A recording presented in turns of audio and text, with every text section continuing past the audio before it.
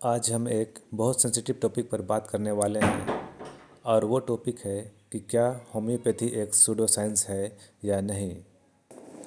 तो चलिए हम शुरू करते हैं होम्योपैथी की बेसिक प्रिंसिपल से, यानी लॉ ऑफ सिमिलिया से, जिसका नाम है सिमिलिया सिमिलिबस क्यूरेंटर और जिसका अर्थ होता है लाइक्स क्योर लाइक।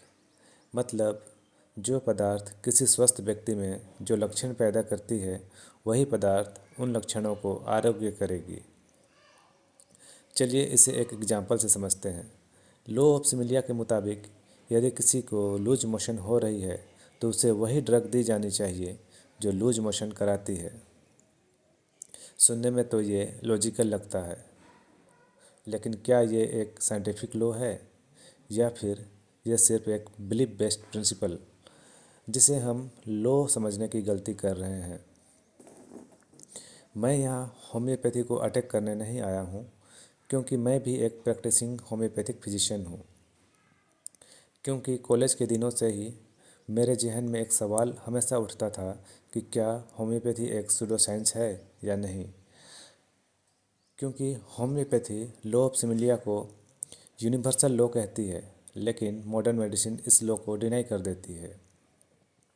मेरा सिर्फ इतना कहना है कि क्या हर चीज़ जिसे हम लॉ कह देते हैं वो क्या सच में लॉ हो जाती है? नहीं, बिल्कुल नहीं। अकॉर्डिंग टू साइंस, लॉ का मतलब होता है कि हर जगह सेम रिजल्ट, हर कंडीशन में रिपीटेबल और कभी कॉन्ट्राडिक्शन नहीं। एज फॉर एग्जांपल, अर्थ की gravity, law of thermodynamics, law of conservation of energy. ये सारी वो लॉ है जिसे हम माने या ना माने सब पर सेम इफेक्ट डालती है और कोई कॉन्ट्राडिक्शन भी नहीं और कंसिस्टेंसी भी बनी हुई है। चाहे जितनी बार टेस्ट करो, रिजल्ट हर बार सेम आएगी। लॉ ऑफ सिमिलिया में बहुत सारा कॉन्ट्राडिक्शन है। मैं इसे एक एग्जांपल के थ्रू एक्सप्लेन करना चाहूँगा। यदि किसी पर्सन को हाइपरटेंशन है तो according to homeopathy law of similia के मुताबिक इस केस में वो रेमेडी दी जानी चाहिए जो कि बीपी को बढ़ाता है, लेकिन क्लिनिकली हम इस लॉ के अगेंस्ट काम करते हैं और इस केस में हम वो रेमेडी देते हैं जो बीपी को डाउन करता है।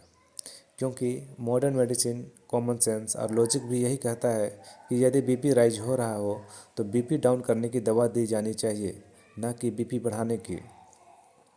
तो हम इस केस में एंटी हाइपरटेंसिव रेमेडी प्रिस्क्राइब करते हैं जो कि लॉ ऑफ सिमिलिया के अगेंस्ट है। तो लॉजिकली यहाँ पर तो लॉ ऑफ सिमिलिया फेल हो जाती है, क्योंकि इस केस में ऑपोजिट की ओर ऑपोजिट की लॉ काम कर रही है। मॉडर्न मेडिसिन के अकॉर्डिंग बीपी बढ़ने के बहुत सारे कारण हो सकते हैं, उसको तो फाइंड करनी ही चाहिए, लेकिन टॉप प्रायोरिटी में बीपी को डाउन करने की कोशिश की जानी चाहिए। अब कुछ विद्वान ये भी कहेंगे कि चाइना क्यों हेल्दी व्यक्ति में मलेरिया जैसे लक्षण पैदा करती है, इसलिए ये लॉ ऑफ सिमिलिया का प्रूफ है। हाँ, ये बिल्कुल सही है कि चाइना क्यों हेल्दी व्यक्ति में मलेरिया जैसे सिम्टम्स पैदा करती है, लेकिन ये सिम्टम सिमिलरिटी है, डिजीज कॉजेशन नहीं। क्योंकि मलेरिया होने के लिए प्लाज्मोडियम वाइवेक्स और प्लाज्मोडियम फैल्सीफेरम जैसे पैरासाइट्स जिम्मेदार हैं, और चाइना क्यू पैरासाइट प्रोड्यूस नहीं करती, सिर्फ फीवर पैटर्न को मिमिक करती है। और चाइना क्यू से मलेरिया इसलिए ठीक हो जाती है क्योंकि चाइना क्यू में क्विनाइन पाया जाता है जो कि पैरासाइट्स को मारती है, ना कि इसलिए क्योंकि वो फीवर जैसे सिम्टम्स बनाती है। क्विनाइन का इस्तेमाल आज भी मॉडर्न मेडिसिन में मलेरिया को ठीक करने के लिए की जाती है। तो मलेरिया का क्योर सिमिलरिटी से नहीं, चाइना क्यू में पाए जाने वाले एक्टिव मॉलिक्यूल्स क्विनाइन से होती है।